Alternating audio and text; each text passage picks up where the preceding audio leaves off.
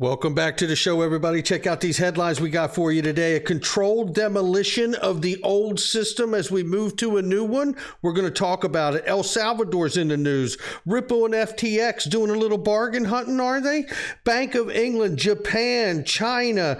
We got Russia, new system. SWIFT is out and Cells is in. You're going to want to know about it. And how about a XRP developer talking about $100 XRP? We're going to get into that. And the first ever Ripple Investor talks about the SEC versus Ripple case. Somebody roll that beautiful intro.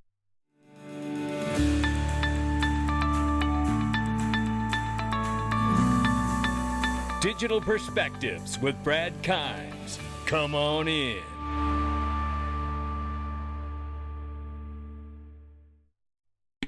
Welcome back to the show, everybody. You can follow me on Twitter at Dig Perspectives at the top of the screen. Everything we're talking about here today. And give us a follow on TikTok at Digital Perspectives, no spaces. Let's get started. It's $1.351 trillion market cap. We're up 5.5% this morning. It is June 6, 2022. Actually, good afternoon, everybody. We see Bitcoin right now, 31,600. We see Ethereum back at 1,900, slightly over. And XRP at the number 7 spot is at 40 cents this morning. The range of price very quickly is 39 cents to 41 cents. We'll keep an eye on it. Remember, if you're a market participant and you're just using XRP through on-demand liquidity and through RippleNet, you don't care what the price is. It only costs a fraction of a penny. That doesn't change whether it's $1 million a coin or whether it's 1 penny a coin.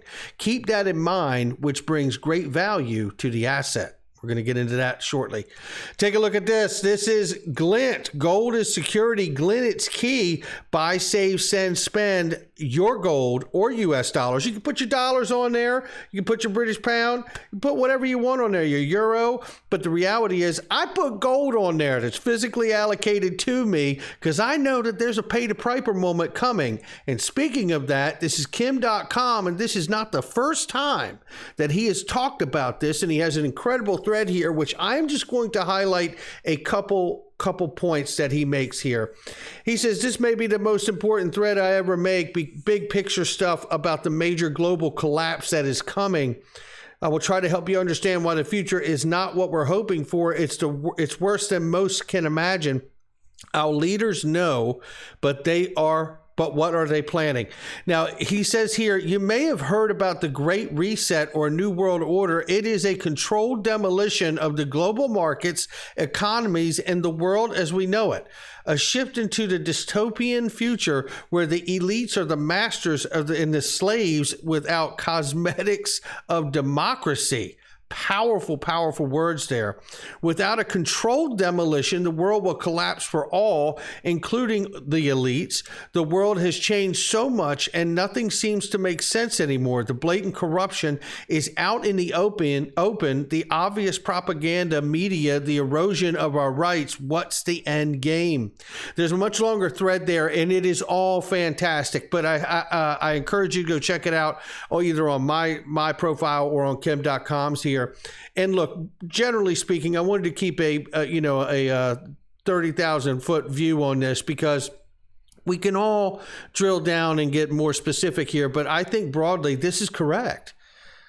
We've seen more than $10 trillion printed in the last 2 years. And I have even made the point that I believe that is the United States, knowing that they're funding a lot of the other countries around the world by printing that money through this pandemic and deliberate shutdown of the economy, that they, I think, in fact, are pricing in the reset or the second bankruptcy of the United States of America.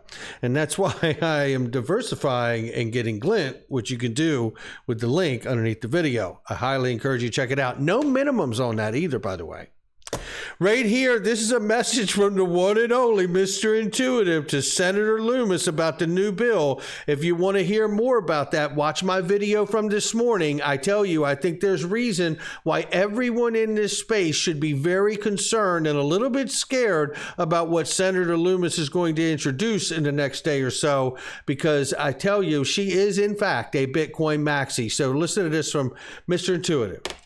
Senator Loomis, while it's encouraging to hear that legislation is moving forward to incorporate digital assets into the United States economy, I sure do hope you're not picking winners and losers. Did I hear correctly that Michael Saylor has an integral role in drafting this legislation? The same man who's leveraged up to his mother's ears in Bitcoin? The same man who said there is no other asset but Bitcoin? Well, I can assure you, your proof-of-work maxi bubble will pop, just like Michael Saylor did in the dot-com bubble. If you don't get input from Emmer, Rosie Rios, Chris Larson, Charles Hoskinson, and people alike.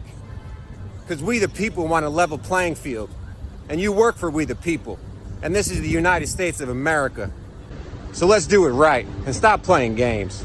Amen to that right there. And I tell you, to go along with that, you're going to hear from Rosie Rios, a clip from her in just 1 second. So bear with me here. Let's run through this news very quickly. We know El Salvador recently declared Bitcoin a legal tender. It has been a disaster there. And I don't say that with any, with any happiness. I was hoping that it would go better there, but it hasn't. And I feel bad for the people that are diving into this, that are trying to use it like a currency, because it is highly ineffective at the moment. We got that in the last video from this morning as well. Go check it out. India investors who receive Luna 2.0 token via airdrop will face a 30% tax. They cannot offset losses from the original Luna token against the new gains. So if you're in India, know that going in. And apparently it's bargain hunting time.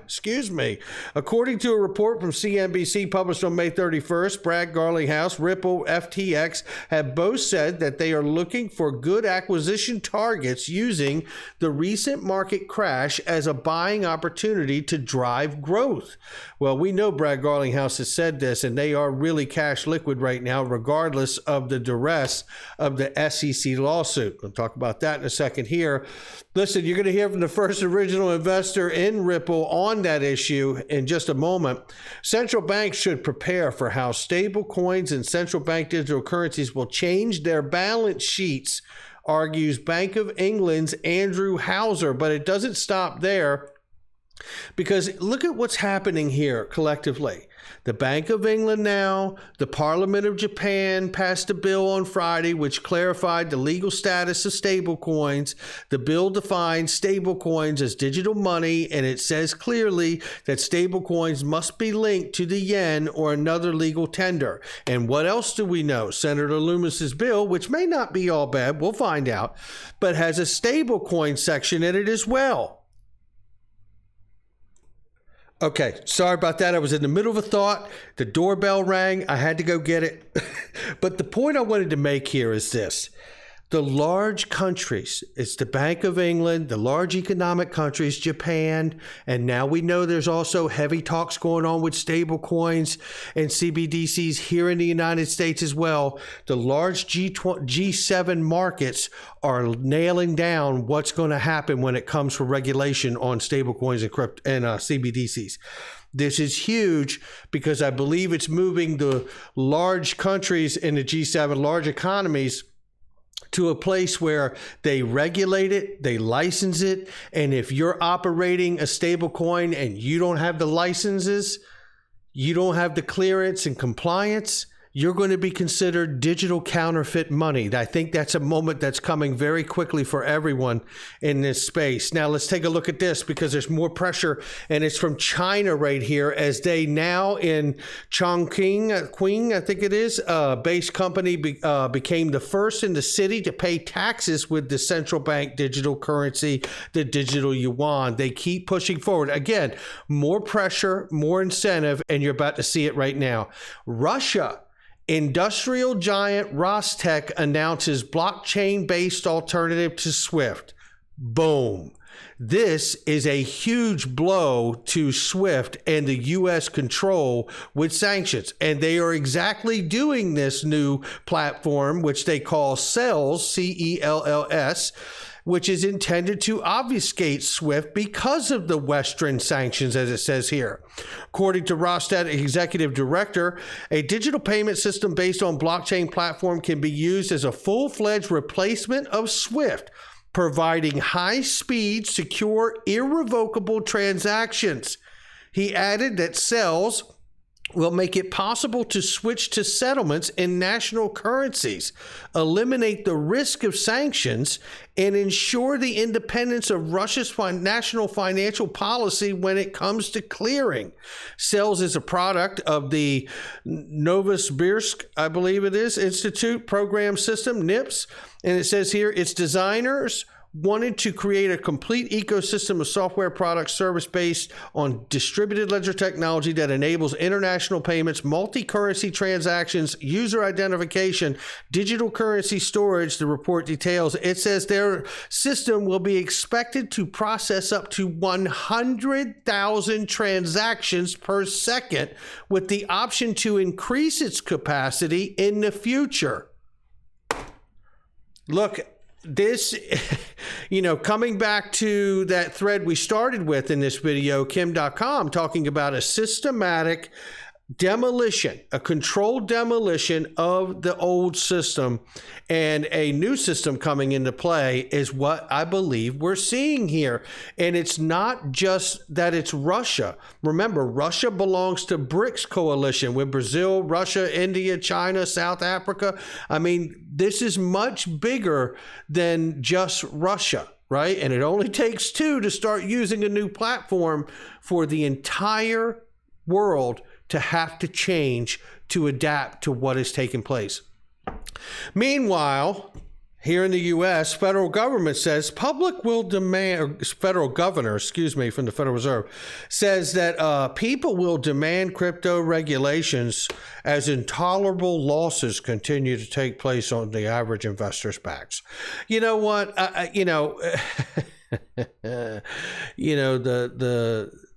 The way that these officials, political or appointed, however, otherwise, the way they act as if they have all the time in the world to deal with what's taking place here is just disgusting. But moving on, Matt Hamilton, XRP developer, former XRP developer, I should say, first pointed out that the XRP ledger is not a centralized database, which he does very well for people all the time on crypto Twitter, and that although he does not make price predictions, it is certainly possible for XRP to hit $100 at some point. And I want to clear the air here and say, first of all, I agree with him and think he can go well beyond that. But he did not make a price prediction. He simply made the comment to someone, why couldn't it go to $100 essentially, and it's true. When you look at everything that Ripple are doing as a company, it complements the use of the digital asset for settlement for all the customers they use. It is a real, I guess the best way to say it, to me, the only way to say it, it is a backbone to the new financial system. That's what I see. And $100 is just a start. Now, this is a clip I'm going to play for you, and it is the first original investor in Ripple. That's right. Roger Ver from Bitcoin Cash was the first ever investor in Ripple. Shout out to you, Roger. Very nice. I've met him a few years ago, and I'm going to play this clip for you now. Take a listen. And very quickly, I want to chime in here. This is Bruce Fenton, who's running for Congress, and it is a conversation where he's obviously caught a lot of flack from XRP holders in the crypto space. He was trying to figure out why. He just finishes up in this particular thought that you're about to hear. He believes that the SEC case is not based on XRP being a security, which is not accurate, Bruce. Bruce Fenton, it is absolutely the case to claim that every single XRP, including secondary market, is in fact a security by the SEC. But Roger Ver joins this Twitter space, and shout out to James Rule XRP for this one. Take a listen. Understanding that says that the judge, or as part of the suit, they must declare whether it's a security or not. There could be other aspects of it and the way it works. Now, to that point, clearly Ripple wants that, and that makes sense. So Ripple's going to want to say, we want a decision on this, because I think they have a more solid case, and they also have this kind of the argument of like, well, why F, not us, if that makes sense. And I'd like to complain about the SEC too while we're at it. How's it going, man? I was literally nice Good to hear to from you, see Bruce. you. Good luck with the campaign. How are you? Thanks. So, yeah, I've been busy trying to build peer-to-peer electronic cash for the world. And one of those attempts was XRP and Ripple back in the earlier days. I think it was 2011 or 2012. I literally put up the first dollar in to help make it. Jed McCaleb came up with the idea, and his idea initially was Bitcoin that didn't need mining. And so I put up the money for that. And it was, over $100,000 at the time. And now here we are. Ripple and XRP is this big thing around the world, but the SEC is busy making it so that people like me never want to invest in anything in the U.S. ever again, and pushing down the value of XRP and the value of all the people that own stock in the company itself. And just like, what a disaster. The SEC pretends that they're there to protect consumers. They're doing the exact opposite. They're destroying the value of all the consumers or all the investors out there. It's really a shame. And if I was, I think the world would be better off if we just replaced the SEC with Consumer Reports. They do a better job of protecting customers, and they're funded voluntarily. So that's my early morning rant for everyone. Thanks. There you go right there. And shout out to Roger Ver. And listen, you have to think to yourself, the stakes, how high they are in this case. Ripple's full-scale intended use is, in fact, to handle trillions upon trillions of dollars worth of settlement. That is the goal. Naveen Gupta said a long time ago, cross-border payments are $155 trillion spent, $155 trillion market. And he said, we are here to make a dent in the universe, and we're either going to do that or we're going to go away. And I do not believe they're going to go away. And as an example from Riz right here, $5 trillion running through XRP every day based on Swift messages, direct transfer nearly $5 trillion worldwide each day. In contrast to FedWire chips, a Swift message may travel directly from the U.S. financial institution to a foreign institution or vice versa. In practice, Swift is the primary method for international fund transfer messages, but it doesn't do settlement. That's the problem. And as Ashish Birla has told us, RippleNet and on-demand liquidity have already made the messaging portion of what Swift does extremely better and more efficient, and they've solved the settlement issue by using XRP as a bridge currency to do so. And if you're going to handle the volume that we're looking at here, trillions of dollars of volume, do you think you're going to do that without it being highly regulated, the activities of these things? And if they are, maybe Rosie Rios could give us a few names of the agencies that she's been a part of working with that will be a part of that, play a role in doing just that. But my position is also more than that. I'm also the first treasurer to ever be a senior advisor to the secretary on issues of community development and public engagement. I'm the first person to be the chair of the Advanced Counterfeit Deterrence Steering Committee, which is the only formal collaborative that exists between Treasury, the Secret Service, and the Federal Reserve. The only collaborative group between the Federal Reserve, the Secret Service, and the U.S. Treasury. It's that lady right there who also happens to be on the board at Ripple, the 43rd Treasurer of the United States of America. And I tell you something, I don't find it to be some kind of an accident that she's at Ripple. Provide recommendations to the Secretary on the future of currency. She provides recommendations on the future of currency. Well, isn't that special? Specifically on the technical pieces of security features. And then it comes down to this, and I touched on this in my last video, and when applicable, I'm going to keep touching it because there's so many people from the Treasury that have gone to work for Ripple because I believe Ripple understands that XRP is a form of money. Who knows? It may even become a stable coin or a global stable coin, priced at a very, very large number to handle the kind of volume that we're talking about in the trillions, not a dollar. And when you look at companies now that are handling the settlement of massive amounts of money in the trillions, you're looking at a depository trust company in the quadrillions, the clearinghouse doing trillions. They are all declared systemically important, which tells me RippleNet may be the one that gets a systemically important designation, because we know it's that platform that operates like a new version and better version of SWIFT.